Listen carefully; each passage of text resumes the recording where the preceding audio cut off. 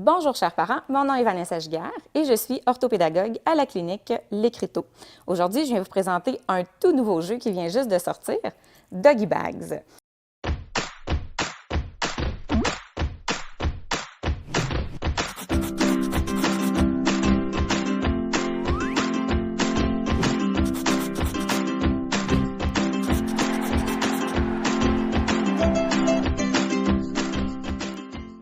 Donc, c'est un jeu qui est fort simple, mais qui est très pertinent pour développer les habiletés qui sont nécessaires aux apprentissages en bas âge.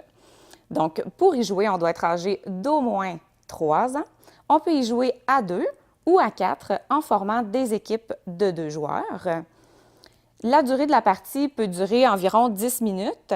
Par contre, vous pouvez y jouer à votre choix 1 heure, 2 heures sans problème, mais la moyenne serait d'environ 10 minutes pour une joute. En jouant à Doggy Bags, vos enfants pourront développer plusieurs habiletés qui sont nécessaires aux apprentissages, comme je vous le mentionnais tout à l'heure. Donc, première habileté, la mémoire visuelle.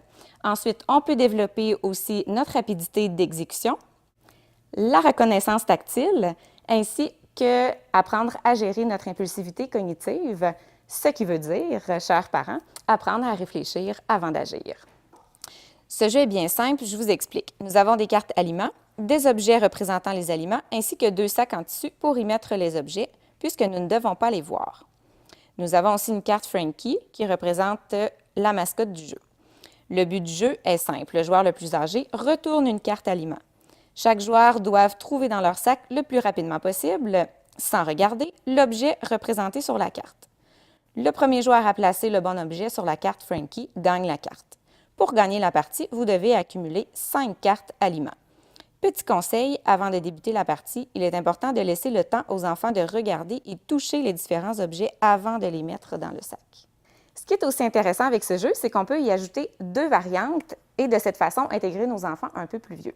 Donc, nous retournons 3 cartes aliments devant nous. Nous laissons le temps à tous de mémoriser les cartes durant environ 30 secondes. Ensuite, nous retournons les cartes. Et le joueur à ressortir les aliments dans le même ordre dans lequel ils ont été représentés sur la table gagne le point. Deuxième variante à ce jeu, nous pouvons sortir tous les objets aliments et les mettre au centre de la table. Tous les joueurs ferment les yeux, à l'exception du maître de jeu qui retire un aliment de la table. Tous les joueurs peuvent réouvrir leurs yeux et maintenant, le premier joueur à nommer l'aliment manquant gagne le point.